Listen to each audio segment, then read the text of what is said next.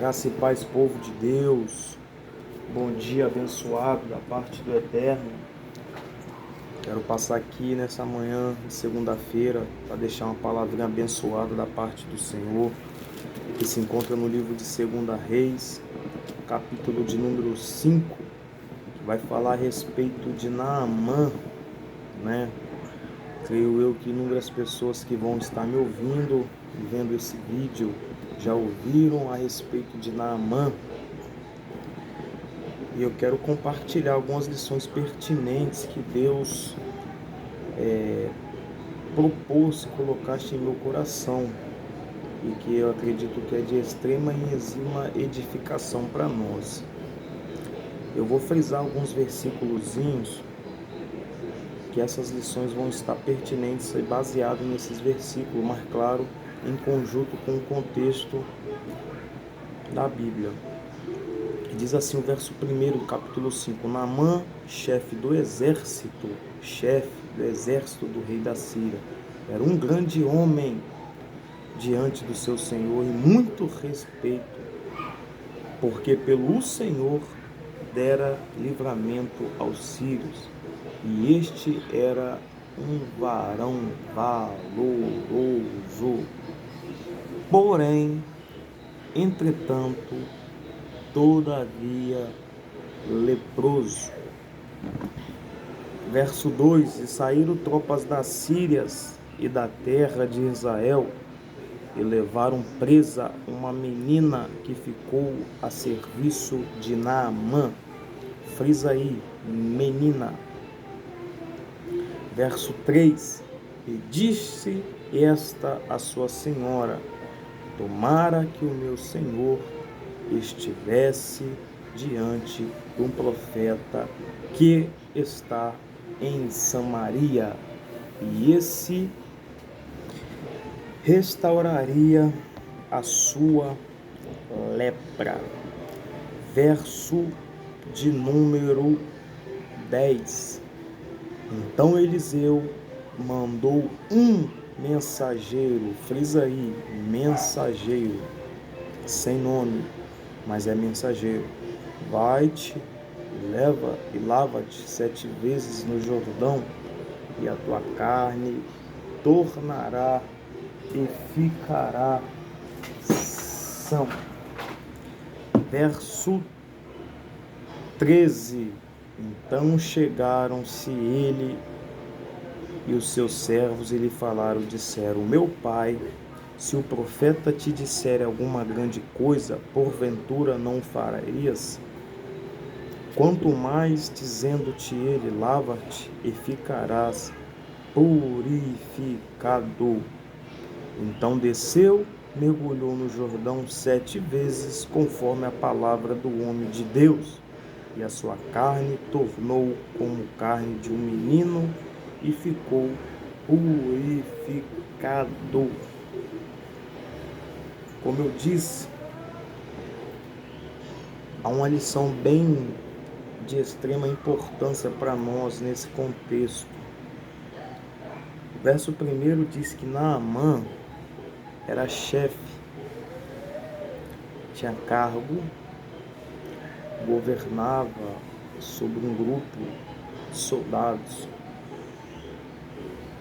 era o chefe direto do rei da nação síria.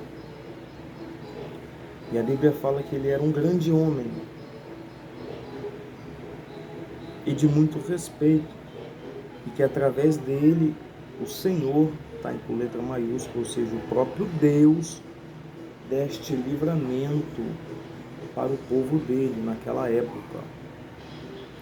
A Bíblia fala que também era homem valoroso, só que, como eu disse, todavia, entretanto, porém, leproso. E o que me chamou a atenção aqui, que Deus me fez despertar nesse contexto, foi que o que antecedeu o milagre de Naamã foi dar ouvido à voz de Deus, dar ouvido à voz daquilo que vinha de Deus. Só que Como eu disse, Deus é tão maravilhoso, irmão, que a voz não veio diretamente do céu para Naamã. A voz não veio em revelação, em visão, em sonho. Deus não deu um brado do céu a Naamã. Não.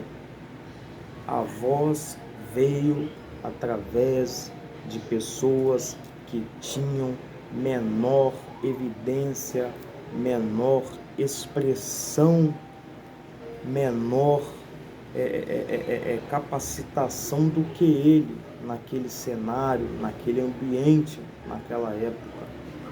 Porque a primeira instrução vinda da parte de Deus para Naamã partiu através da vida de uma menina que foi levada cativa, uma menina que não tinha genealogia, era uma menina que não tinha nome, era uma menina que não falava quem eram os seus pais, é uma menina que nem sobrenome tinha, mas era uma menina que tinha mensagem, glória, era uma menina que tinha palavra, era uma menina que tinha alimento.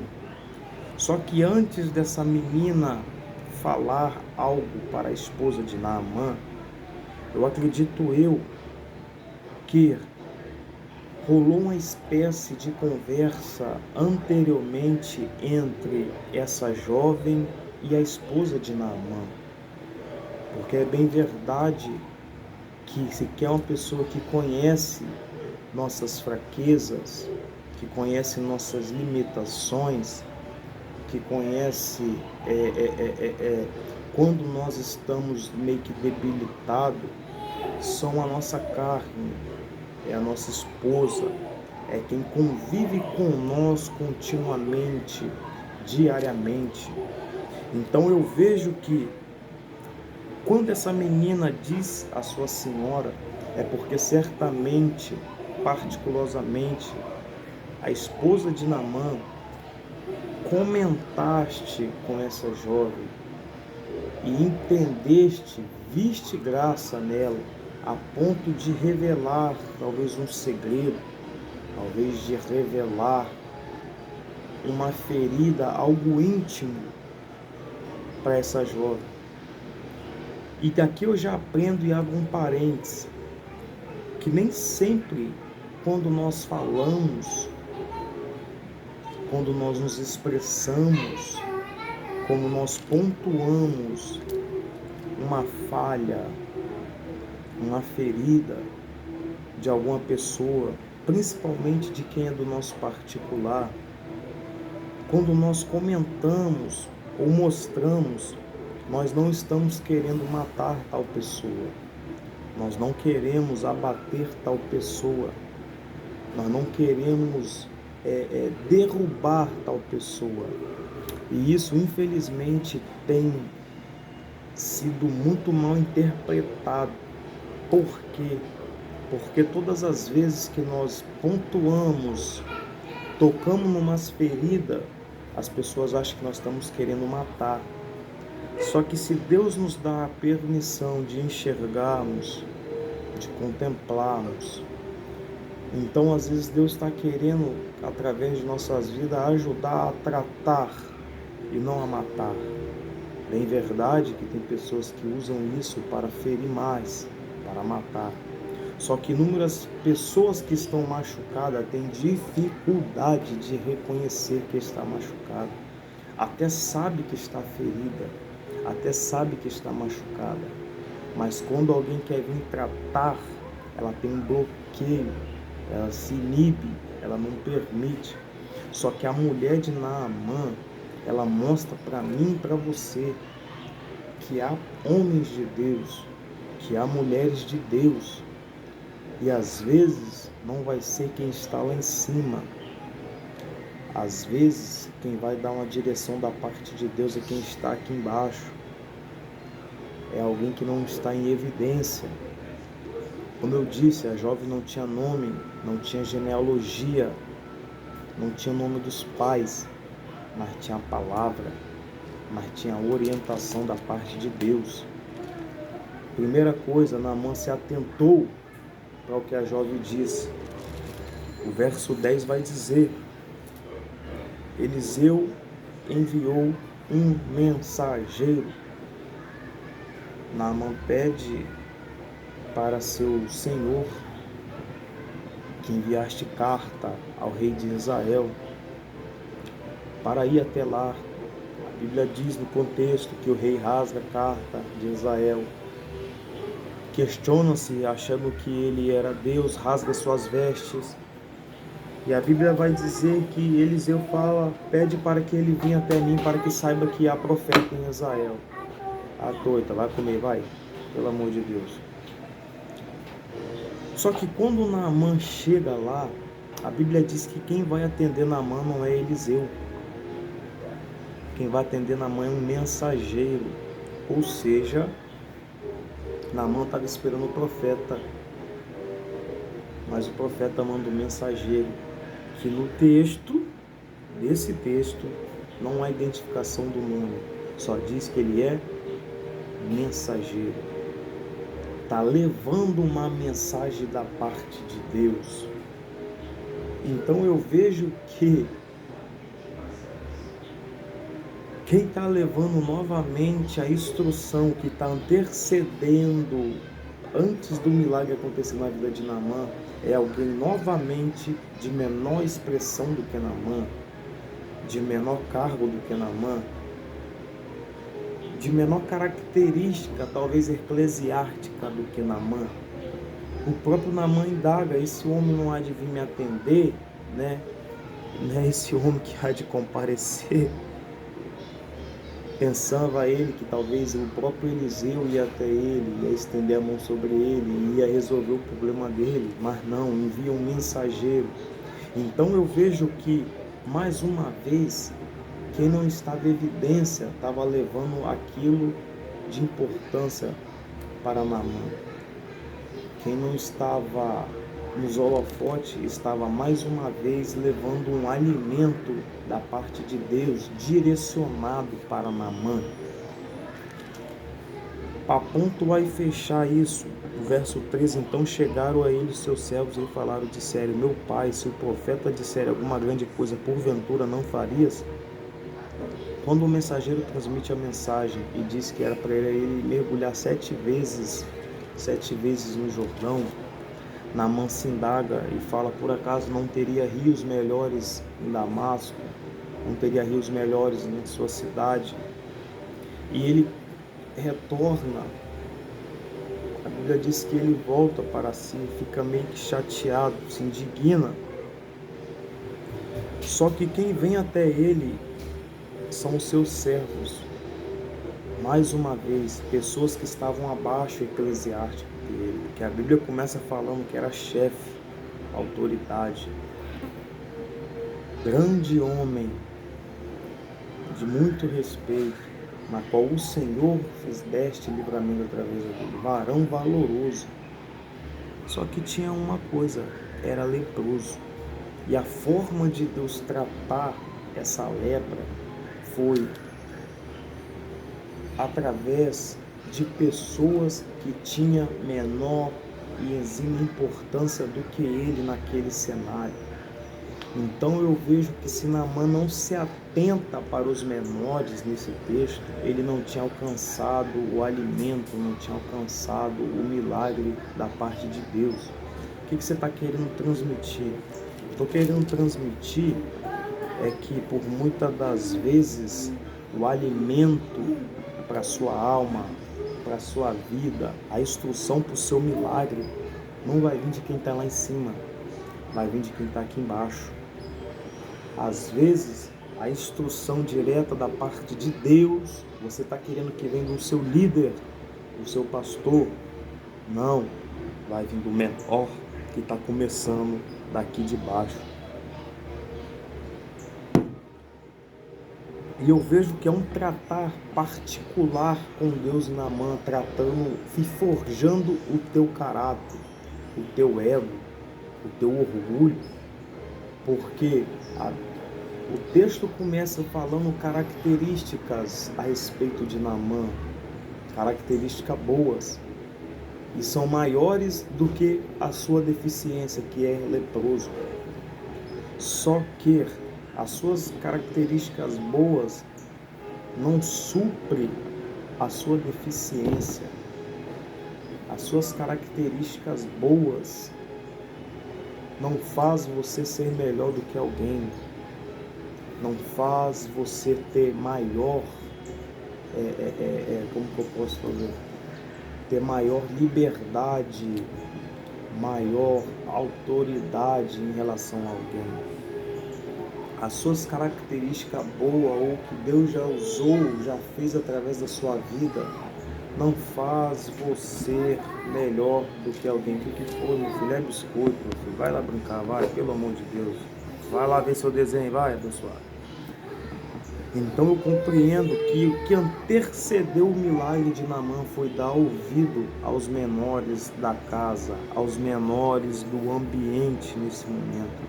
E é algo que nós hoje temos dificuldade de darmos ouvido aos menores no ambiente, na casa. O que nós temos hoje é dificuldade de entender que às vezes a direção para o milagre, para o propósito de Deus acontecer, não vai vir através dos grandes, vai vir através dos pequenos.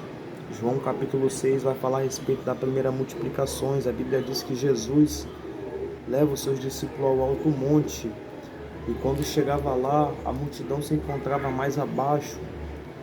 Depois de ensinar, ele falou que não poderia dispensar, porque eles iriam perecer. Jesus olha para os seus discípulos e fala, dai-lhes algo de comer. A Bíblia diz que denário Filipe se indaga e diz, Senhor, 200, 300 denários não há capacidade de alimentar esse povo. Só que a Bíblia vai falar que André veio lá do meio, lá de baixo, com um jovem, um menino. E a Bíblia vai dizer que esse jovem tinha 5 pães e 2 peixinhos.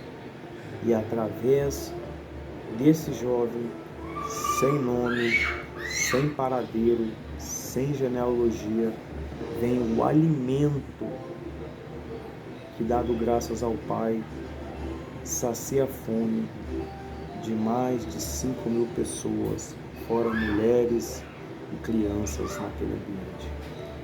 Quem não se lembra de Davi na guerra, os irmãos dele não sabiam, mas Davi estava indo levar pão, levar queijo, levar leite.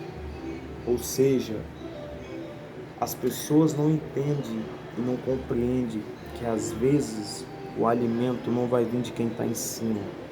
Às vezes o alimento, a mensagem direcionada de Deus vai vir de quem está embaixo. Então nós temos que ter humildade a se atentar para aqueles que também estão embaixo. Humildade para enxergar, para dar ouvido, para credibilizar aqueles que também estavam embaixo.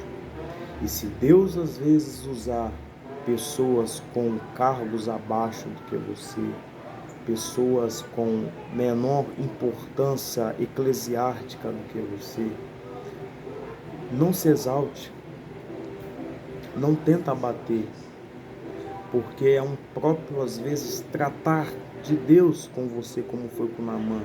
Às vezes Deus está querendo tratar o seu orgulho, o seu egozinho, a sua soberba, de achar que pessoas de menor expressão eclesiástica, menor expressão talvez trabalhística, no seu serviço, na sua igreja, dentro da sua casa, que tem menor importância em alguma responsabilidade, não tem autoridade para orientar você.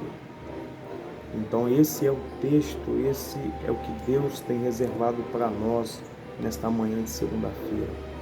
Se atente também para os menores, porque o alimento, por muitas das vezes, como eu disse, não vai vir de quem está em cima, mas vai vir de quem está embaixo.